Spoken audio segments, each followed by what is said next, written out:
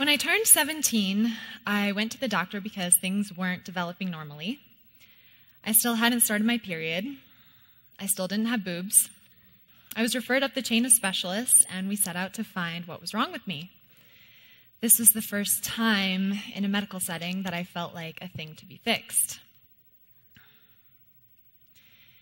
The doctors ordered some tests, and when they got the results back, they said, "Well, we didn't expect that," which I think is right next to oops on the list of things you don't want to hear in a doctor's office. A quick biology refresher for you. Women have 2 X chromosomes and men have an X and a Y, right? Well, usually. The doctors were confused because when my chromosome analysis came back, I had an X and a Y, which is typically associated with being male. I was intersex, somewhere between the sexes. Intersex people have some combination of both male and female, whether that's in their external anatomy, their internal reproductive organs, their hormone levels, or their DNA. Intersex also includes people who don't have any particular aspect of the opposite sex, but their anatomy just isn't quite typical for what you would expect. Being intersex is not the same as being transgender. Transgender people typically have bodies that correspond entirely to one sex.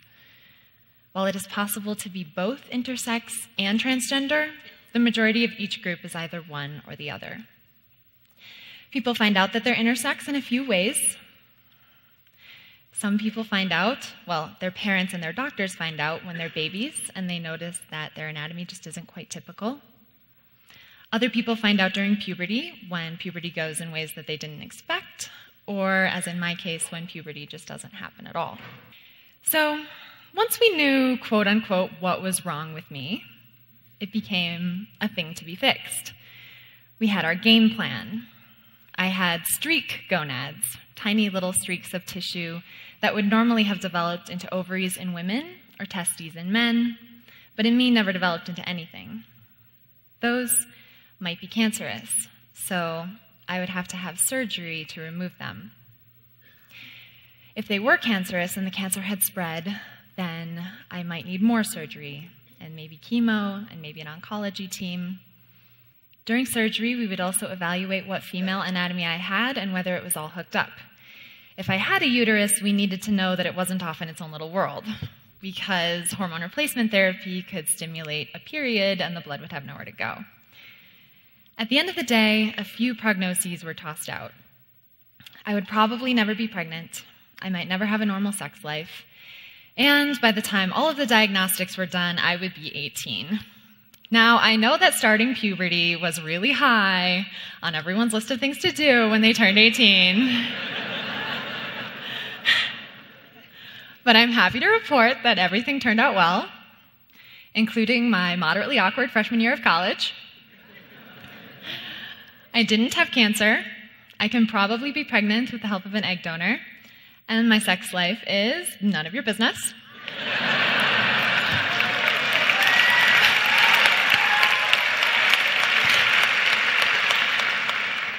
Our game plan had gone perfectly. According to any medical standard, I was fixed. But fixing is different than healing. And healing rarely comes with a roadmap. I think it's indicative of a fixing mentality that I was never referred to counseling, I was never referred to group counseling, and it was never suggested that I could meet people like me. Imagine being told at 17 that you have red hair. And you're like, red hair? What's that? That sounds ridiculous. But at 1 to 2% of the population worldwide, being intersex is about as common as having red hair. In the United States, it's also about as common as being Jewish. So where are we? And how have so many people never heard of us? It still astonishes me that in several years of being out as an intersex person, I have never met another intersex person naturally, on the street, in the wild. Even in the LGBT community, nobody's ever said, "Oh yeah, me too," or "my sister, my friend is." In our personal, professional, and public lives, we are deep underground. We've been ashamed of it, so we don't talk about it, so we become ashamed of it, and the cycle continues. But we can't be invisible anymore. We need to be seen, and we need you to know that we exist, because otherwise the next generation of intersex kids is going to grow up just as confused and ashamed as we did. We need people to know that if intersex people are 1% of every population, then there may be 5 intersex Fortune 500 CEOs, there may be 5 intersex members of Congress, there may be 3 intersex United States astronauts, and there may be 4 intersex kids in the average US elementary school.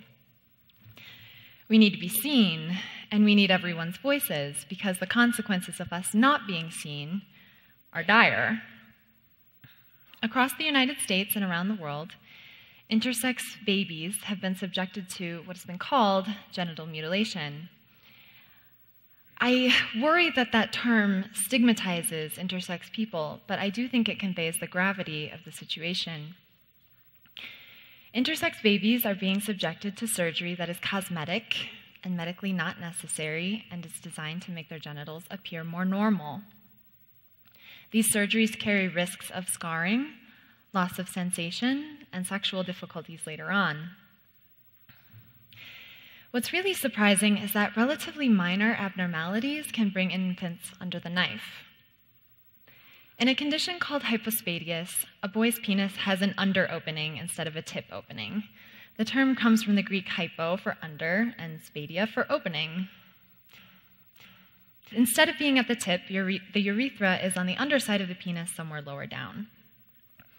These boys generally have a functioning penis, so why are they being subjected to surgery? Well, so that when they are older, they can stand while peeing, so that their penis doesn't look weird.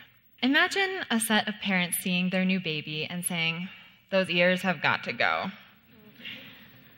The doctors would look at them like they were nuts.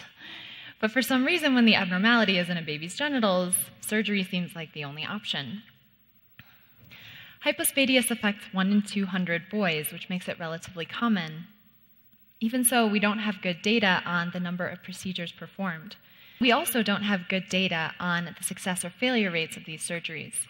Failure rates seem to range between 4% and 67%, depending on the type of procedure performed and the type of surgeon performing the surgery.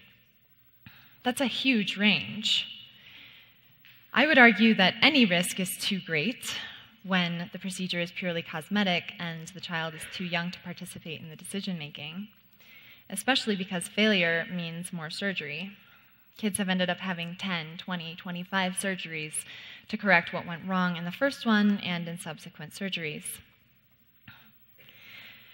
They've ended up spending spring break and summer at home recuperating instead of having fun with their friends. And for what? I honestly believe that parents and physicians want to do right by these kids. It's impossible to know the particulars of every case, but I do know the physics of judgment. I know that when we're treating other people as things to be fixed, we're probably treating ourselves the same way. When we think that we're not good enough, we think that other people aren't good enough, and then we start thinking that other people see other people as not good enough. And that spirals into worries of people seeing this child as not good enough, wondering if this kid will be teased, wondering what will happen when a babysitter changes their diaper, wondering what will happen when a colleague notices that this man pees sitting down, or when a partner sees this woman's slightly enlarged clitoris for the first time. These fears are real, and I have faced similar ones in my own life.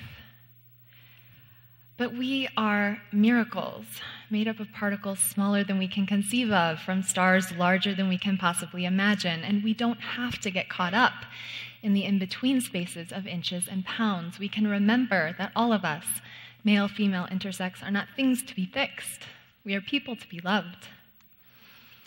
And if you believe that you're a person to be loved and treat yourself with kindness and patience, then you'll treat other people the same way. And that's what intersex people really need, because decisions about our bodies are being made by people like you. Thank you.